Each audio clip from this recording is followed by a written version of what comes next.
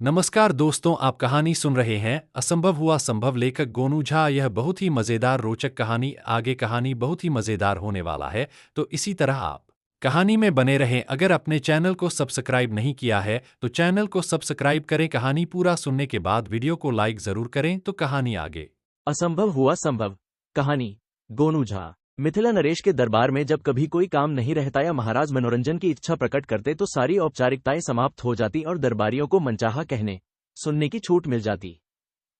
मिथिला नरेश के दरबार में एक दरबारी थे पलटू झा। गोनू झा से पुराने और महाराज के मोहलगे।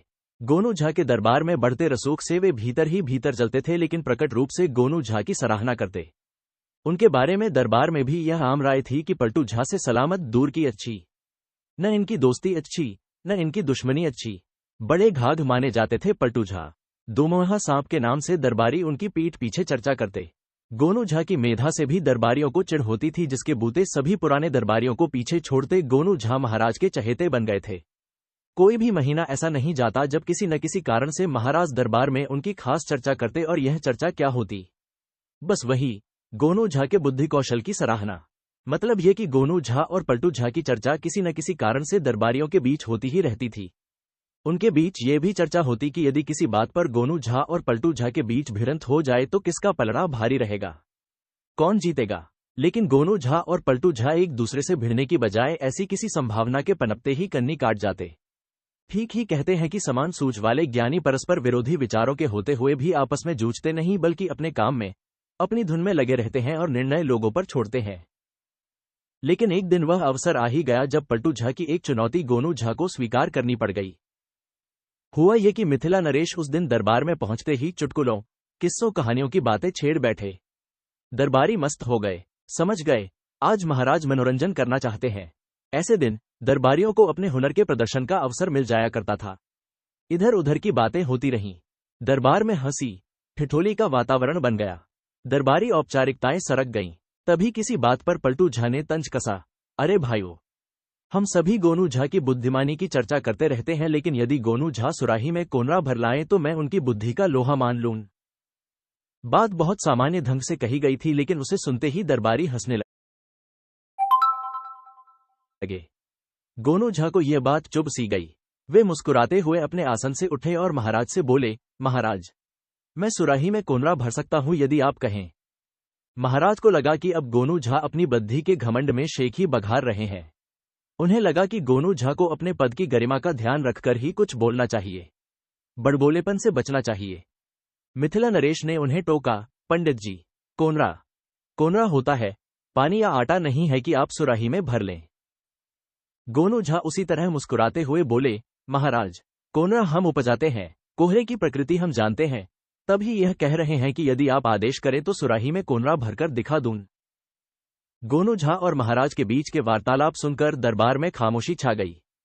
पलटू झा ने तो यूं मजाक मजाक में वह बात कह दी थी और दरबार में वही बात एक संजीदा मोड़ पर पहुंच चुकी थी। ये सब देखकर वे भी सकते में आ गए।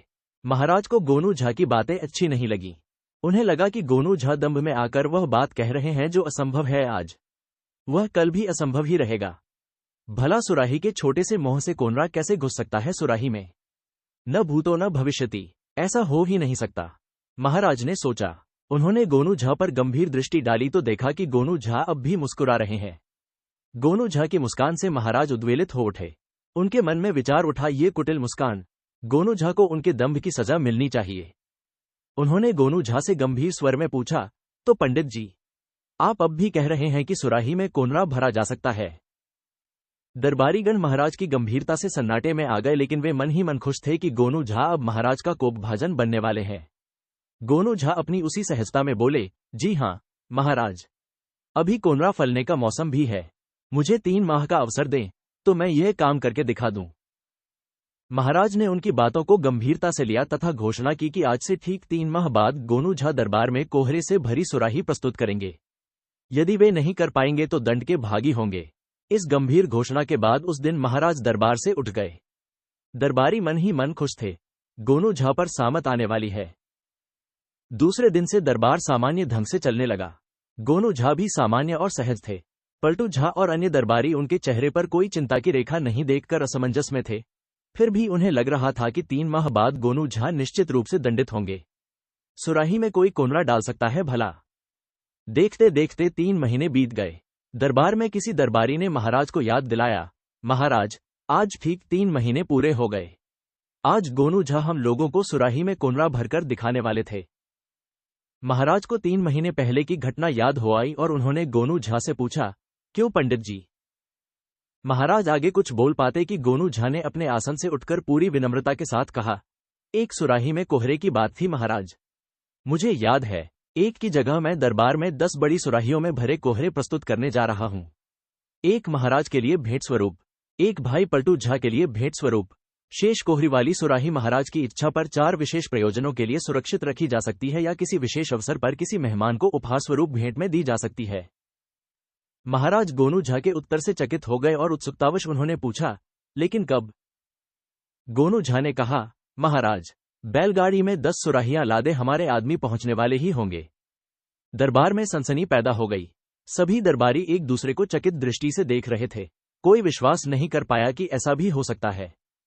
थोड़ी ही देर में द्वारपाल ने आकर सूचना दी कि गोनू झा के घर से एक बैलगाड़ी आई है जिस पर सुराही लदी है तथा उस बैलगाड़ी के साथ आए लोग सुराहियां दरबार में लाना चाहते हैं।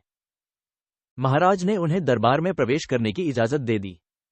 थोड़ी ही देर बाद सभी दरबारियों ने देखा 10 आदमी अपने कंधों पर सुराही उठाए दरबार में पहुंचे। महाराज के पास आकर उन्होंने सुराहियां रख दी तथा उन्हें प्रणाम कर दरबार से बाहर हो गए। गोनू झा अपने आसन से उठे और सबसे बड़ी सुराही को पूरी ताकत से उठाकर धीरे धीरे चलते हुए महाराज के पास आए और उसे महाराज के आसन के पास रखते हुए बोले, महाराज, ये सबसे बड़ा कोनरा आपके लिए। महाराज ने महसूस किया कि गोनू झा का दम फूल रहा है, शायद भार उठाने के कारण। महाराज ने सुराही को देखा। सुराही के मुंह के पास कोहरे की बेल का कटा हुआ हिस्सा था। महाराज ने उसे छूकर देखा, अभी ताजा था। उन्होंने उसे खींचने की कोशिश की तो वह बेल सुराही से थोड़ा सा खिंचा, लेकिन उसके बाद सुराही हिलने लगी। महाराज ने सुराही का मुंह पकड़कर एक हाथ से उठाने की कोशिश की तो उन्हें लगा कि सुराही को उठाना आसान नहीं है। तभी एक सुराही गोनू झा पलटू झा के आसन तक ले गए और बोले, पलटू भाई, यह आपके लिए। दरबार में सांस साधे लोग ये कौतुक देख रहे थे। किसी ने कहा कि यह कोई घनचक्कर है।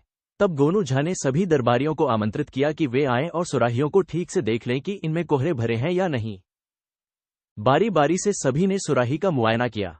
कहीं कोई चालाकी नजर नहीं आई, मगर एक दरबारी ने शंका जताई कि यह कैसे पता चलेगा कि सुराही में कोनरा ही है। तभी गोनू झा ने हंसते हुए कहा, ऐसे। ये कहते हुए उन्होंने एक सुराही उठाई और उसे दीवार से टकरा दिया।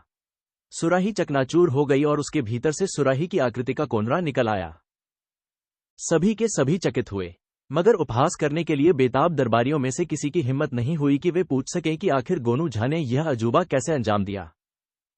महाराज ने दरबार में गोनू झा के इस करिश्मे की मुक्त कंठ से सराहना की। दरबार के समापन के बाद महाराज ने गोनू झा को अपने पास बैठाया और कहा, सच बात तो ये है पंडित जी कि मुझे विश्वास नहीं था कि आप सचमुच सुराही में कोनरा भर के दिखा सकते हैं।